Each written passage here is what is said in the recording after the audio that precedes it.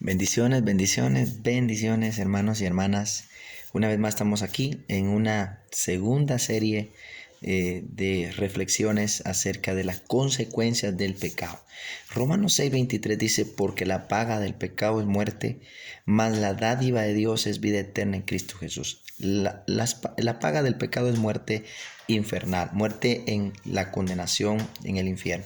El regalo de Dios, el pago de Dios es vida eterna en Cristo Jesús. Así que nosotros elegimos si el pecado nos conduce al infierno, si la santidad nos conduce a Cristo, a la vida eterna en Cristo en el cielo.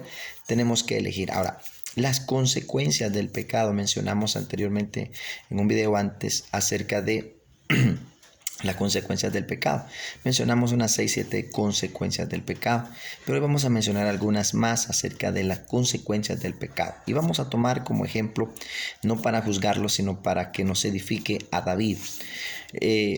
Cuando nosotros, lo primero que surge antes de una caída en pecado es de que Satanás va a buscar cansarte, distraerte, tentarte y luego el pecado, ¿verdad?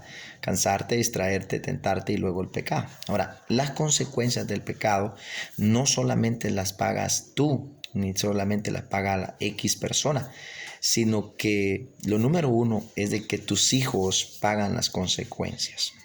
Acerca de esto, de la segunda parte de esta reflexión sobre las consecuencias del pecado, número uno, los hijos pagan las consecuencias y los pagan bien complicado. La Biblia dice que Amnón y Absalón y Tamar eran medios hermanos, uno de ellos eran medios hermanos, y los hijos de David se pagaron las consecuencias del error, del pecado de David. Tamar la violó su propio medio hermano y Amnón y Absalón se mataron entre hermanos.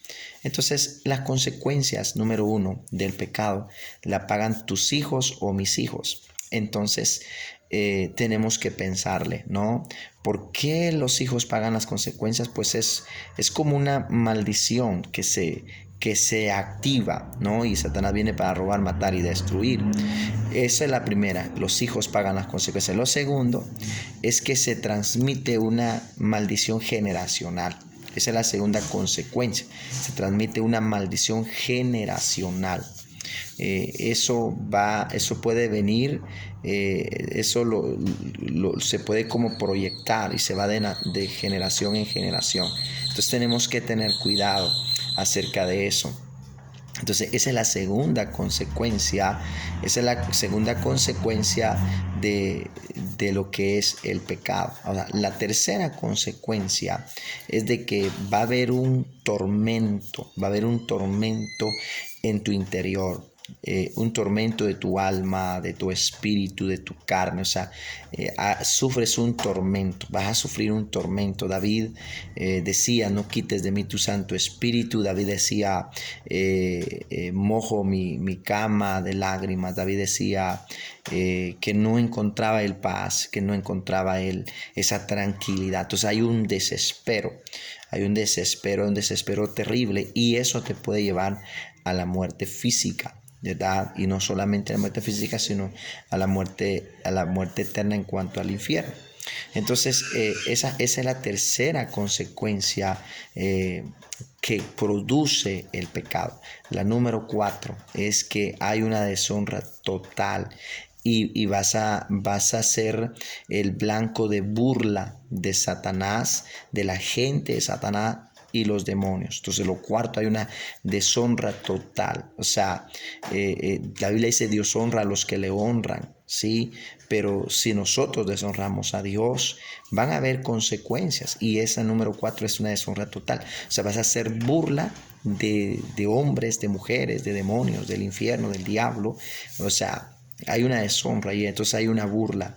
La Biblia dice que cuando el espíritu se apartó de Sansón, sus enemigos lo agarraron, le sacaron los ojos y lo llevaron. Y él parecía burla, se burlaban de él, hacían lo que ellos querían con Sansón, porque ya había perdido la gracia, había perdido el favor, había perdido la autoridad, había perdido la unción, había perdido el respaldo de Dios. Entonces la cuarta es que hay una deshonra total y vas a ser causa de burla a las personas que te rodean, a las personas que van a ser usadas por Satanás. Y la consecuencia número 5 es que vas a perder la visión espiritual precisamente. Probablemente afecte también tu vista porque hay consecuencias en la carne, en la piel. Pero la número 5, vas a perder la visión.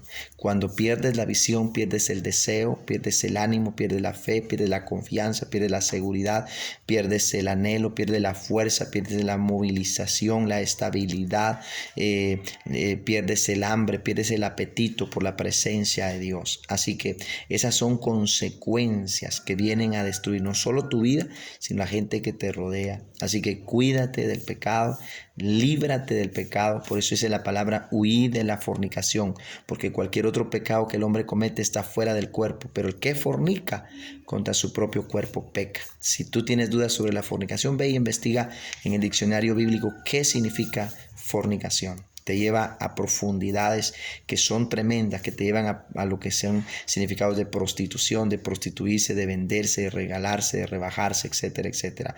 Tengamos cuidado, vivamos en santidad y consagración al Señor, y que la paz de Dios sea con todos vosotros. Los bendigo en el nombre de Jesús.